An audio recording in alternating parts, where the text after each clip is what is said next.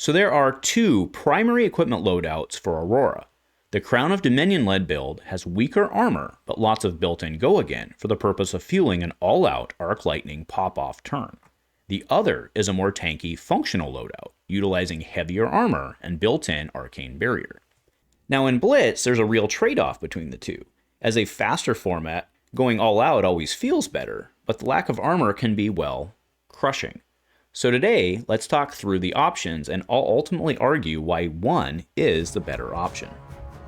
A huge shout out to our channel members for supporting what we do here.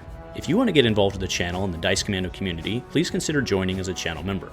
Remember, these videos are only possible with your support. You can show that support with a like, a subscribe, and by leaving us a comment and sharing your feedback.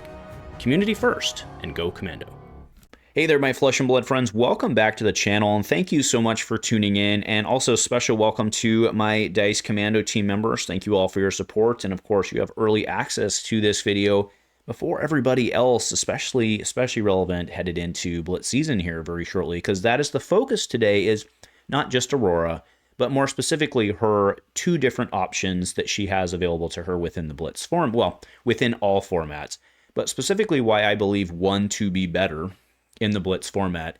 And to be honest, I think the other one, maybe a modified other one, might actually be the better one in Classic Constructed, where the amount of armor you sit down at the table doesn't matter as much. And I know I'm giving away the answer, but let's go ahead and go through her two builds. So first I want to start with the aggressive build. Now, the aggressive build itself centers around Crown of Dominion, which lets you start with a gold.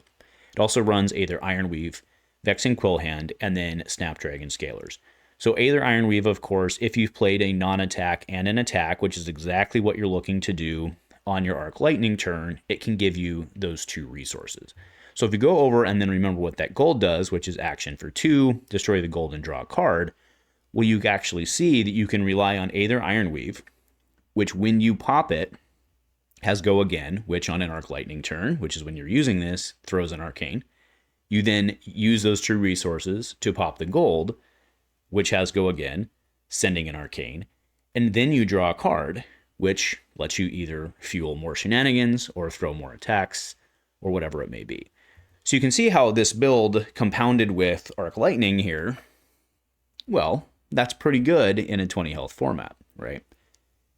On the other hand, we have I kind of already alluded to it, my preferred build, which is a tankier build. So this tanky build centers around Dyadic Carapace, which is Temper 2, Grasp of the Arknight, which lets you, of course, pitch to it to create a rune chant for 2, and then leaves you 1 left over off of blue. Itself has go again, so not irrelevant on Arc Lightning, but not as good as, like, again, Vexing Quillhand, which just lets you pop for go again, throwing the Arcane, and then throwing out 2, but it's 1 times use, whereas Grasp also blocks for 3, then blocks for 1.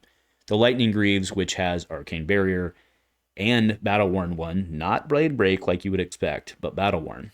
So if we combine Carapace and Lightning Greaves, we have an inherent built-in AB 3, which is amazing because in this format with such a limited small sideboard, at least for now, that AB 3 that you don't have to pack other cards to get, I believe is huge, absolutely huge in this format. And that is part of the reason that I do prefer this tanky build. Now, in talking about the headpiece, I'm currently playing Face Purgatory. I do run a fair number, like I run Sizzle, I run 1 Weave Lightning. You've got Arc Lightning, of course, you don't ever want to use that. You do have some options, and most of the time, Face Purgatory ends up being just a block 2. There's certainly an argument for running Crown of Providence, because you do kind of run into that Runeblade problem from time to time. I'm really neither here nor there on that. And it's also interesting to note here, right, that I'm talking about the two potential loadouts.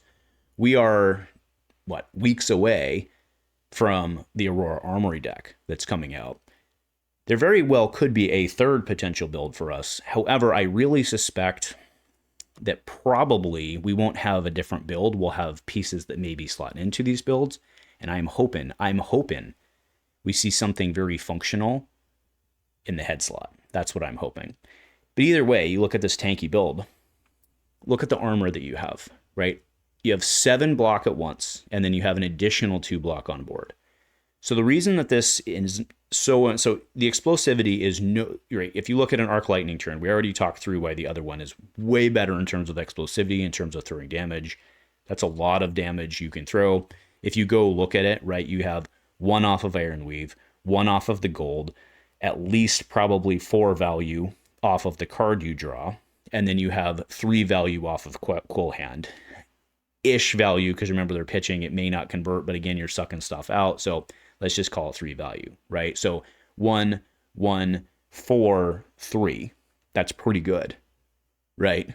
That's pretty good. That's 9 value in one shot. And then you have snappies, of course, because if the card you draw doesn't, then that's another, doesn't already have it. That's another 1 on board. So potentially 10 offense with only 1 defense. That's 11. Okay, fair enough. It definitely does outpace our tanky build. Our tanky build has, again, the 7 in one shot and then the 2 in another shot. That's only 9. However, the reason, again, I prefer the tanky build is because in the Blitz format, which, as we talked about, is a much shorter format, everyone's aware of that, the impact of your armor is larger because of the health. So you're sacrificing quite a bit there, but then what happens when you run up against the Spinal? It doesn't matter how offensive your Arc Lightning can go if you've got to throw your hand at very inefficient blocking, and that's even assuming you can, because Aurora plays a lot of instants. I really believe that sitting down with the 7 armor is the right thing to do. And that's really the crux of the argument, is even though your explosivity potential is way higher with the other build, I have found, because I've tried them both, and at least for me in the playstyle I like, being able to take the hit, or you block intelligently if you're not worried about it, but being able to block the on hits when you need them without having to throw very inefficient cards is what I prefer to do. And I do believe that because of that reason, not just because of Spinal, but functionally things like that, I do believe that to be the correct play in Blitz. So anyway, let me know your opinion below. You disagree, agree, and you know what? Maybe because it's Blitz, maybe you're like, you know what? I do agree, but I want to throw 11 or whatever it may be. And that, my friend, is completely fair. Completely fair. So let me know below what you're thinking. Nothing else, my friends. Thanks so much. I can't wait to see what's in this Aurora Armory deck. Oh my goodness, it's going to be sweet. And go Commando.